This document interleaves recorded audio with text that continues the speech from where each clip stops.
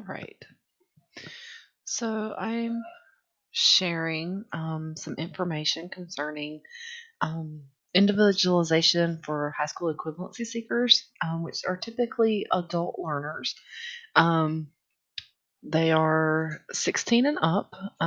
Though typically the average student is um, much older than that. Usually they're in their 20s, 30s. I've had students all the way up to 70. Or in their 70s. In fact, I believe we got a call today about a student who's in her 80s that wants to come and complete her high school equivalency. So I wanted to talk a little bit about this because it is something that requires a lot of individualization, as um, which is what, of course, the course is about. So this is just a little bit about what I think is important for those students and how how what we learned in the course kind of applies. So, what exactly is high school equivalency? Of course, high school equivalency, or as we often refer to it as HSE, is when someone is working towards completing high school requirements in a non-traditional way. And this includes what in North Carolina, adult high school and HSE testing, or high school equivalency testing. So adult high school is completing high school courses. So they actually come in, they bring their transcript, much like they would do a transcript to college, and it's reviewed. And each county is a little different. Some counties require the minimum of 22, which is required by the state of North Carolina. Other counties require a few more, depending on the school system. But they come to the local community college, and in the um, college and career readiness departments of those colleges, they are able to take high school courses just like they take biology, physical science, math, whatever, any course like that, even electives. So that is one way to achieve the high school equivalency. The most common way, however, is through high school equivalency testing. Um, the most commonly known is the GED. Um, or the general education diploma. Um, that has been like the standard for many years. However, recently the GED changed hands and became more expensive. So now there are two competitors. We have what's known as the HiSET or the TASK. So with this, students go in and they test to achieve their high school credential. They test on all subjects are reading and writing, social studies, science, and mathematics. Okay, so it covers all of high school material in several hours of testing that the student signs up for, and they take those tests individually. So it's a lot of material to cover in that testing. Um, so that is how a person achieves their high school equivalency. All right. So, why do adults in HSE need individualization? Well, here's the thing: people quit high school for various reasons, and it may be that they had disabilities covered under IDEA and just got frustrated. I've seen that happen, but there's a few other things to consider. With adults, they have life experiences that a typical high schooler does not have. So we're covering high school materials, and you can't cover those in the same way as you with an adult that's in their 30s as you would with a high schooler that's 14. So, the students tend to be more mature, and they have things that they can relate to that a high schooler may not have.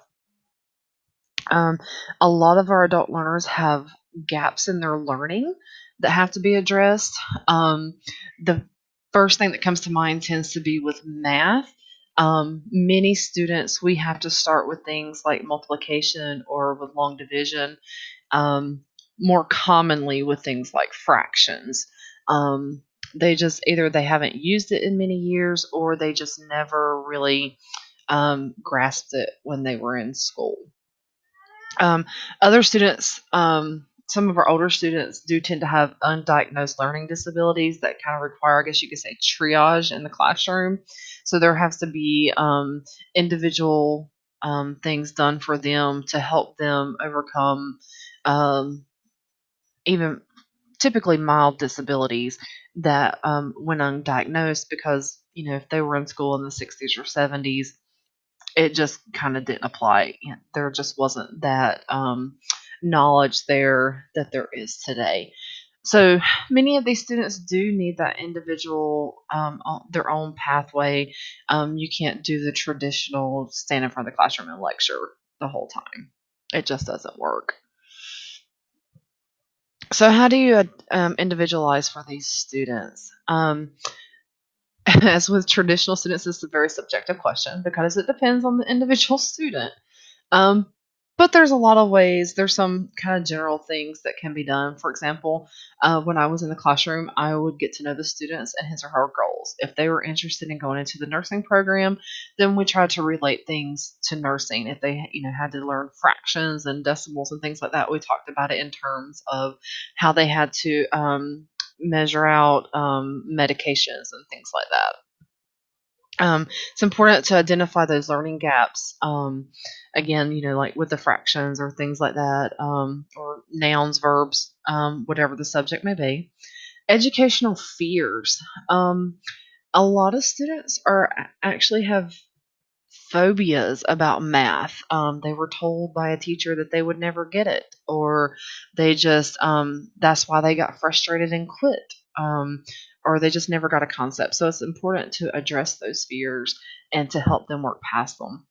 And then just as important is identifying their strengths, because those strengths can often be used to kind of shore up those fears and those gaps in learning. Um, the biggest thing for adult learners is to contextualize learner and make it relevant to the student. So contextualized learning is, taking those life experiences and relating all material back to those life experiences. For example, learning positive and negative numbers, relating that to balance in a checkbook. Um, Now, of course, there are other classes that have things where they're learning to balance a checkbook, so that would be very different. But it helps them to see, positive is going one way where negative is going a different direction. And then, above all, it's so important to make learning fun. So, making it fun, making it when working with fractions and such, taking and actually fixing a recipe in the classroom, or things like that to make it more fun and more relatable. So this is just something I kind of had on my mind going through the class, because I know many of the people that take this course um, tend to be K-12 teachers.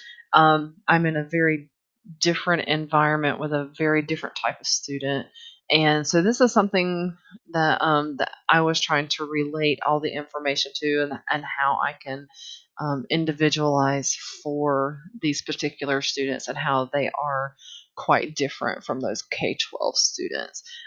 They're also very different from college students. Some of them actually do go on to college, so it's important to, that when they are working on their high school equivalency, to deal with these things and help them, if they need things like accommodations, to help them through that process for when they get to college. So anyway, so since I'm kind of have like a very different section of the population of students, I just kind of wanted to share that, as far as um, as like the separate module type project. So that's about all I have. Thank you.